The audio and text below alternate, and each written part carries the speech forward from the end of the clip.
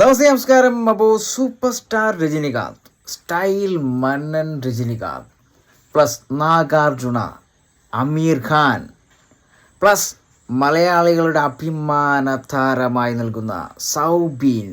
കൂലി വേറെ ലെവൽ ചിത്രം. കഴിഞ്ഞ ദിവസങ്ങളിൽ റെസ്പോൺസുമായി തിയേറ്ററുകളിൽ ചെന്നപ്പോൾ കേൾക്കാൻ സാധിച്ചത് വിലപിടിപ്പുള്ള അഭിപ്രായങ്ങൾ കേട്ട് കോരി തരിച്ചിരിക്കുകയാണ്. തീർച്ചയായിട്ടും ഈ ഒരു ചിത്രത്തിൻ്റെ മുന്നേറ്റത്തിനെതിരെയും ഒത്തിരി നെഗറ്റീവ് കമൻസും ഒത്തിരി നെഗറ്റീവ് റിവ്യൂസും വരുന്നുണ്ട്. അത് സ്ത്രീജനങ്ങളായിക്കോട്ടെ പുരുഷന്മാരായിക്കോട്ടെ. ചിത്രം ഡയറക്റ്റ്ലി പോയി കാണാതെ തന്നെ നെഗറ്റീവ് കമൻസ് പടച്ചു വിടുന്ന ഒത്തിരി പ്രേക്ഷകർ ഇപ്പോഴും മീഡിയകളിൽ അഴിഞ്ഞാടുന്നുണ്ട്.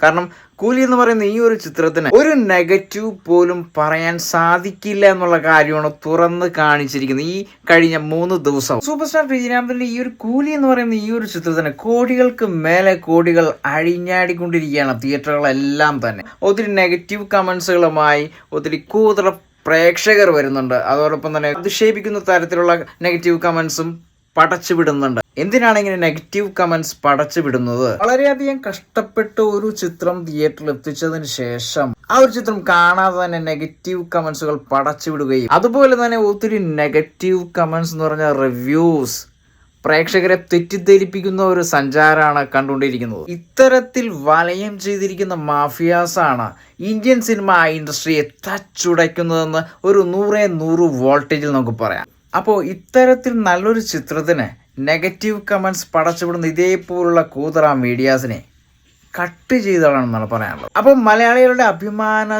താരം സൗബിന് ഒരു ബിഗ് സല്യൂട്ട്. കാരണം മോണിക്ക എന്ന് പറയുന്ന ആ ഒരൊറ്റ സോങ്ങിന്റെ ചടുല നൃത്തം കൊണ്ട് ലോകം മുഴുവൻ പ്രേക്ഷകർ നെഞ്ചിലേറ്റിയ സൗബീൻ സത്യത്തിലെ മലയാളി ആക്ടേഴ്സിന് തമിഴ് സിനിമ ഇൻഡസ്ട്രിയിൽ ഒരു വലിയ സ്ഥാനം തന്നെയാണ് ഇപ്പൊ ഈ അടുത്ത ഒത്തിരി ചിത്രങ്ങളിൽ നൽകിയിരിക്കുന്നത്. അതുമാത്രമല്ല, തമിഴ് സിനിമ ഇൻഡസ്ട്രിയിൽ മലയാളി ആക്ടേഴ്സിന് കിട്ടിയിരിക്കുന്ന ആ ഒരു പ്ലാറ്റ്ഫോം ഗംഭീരാക്കിയാണ്.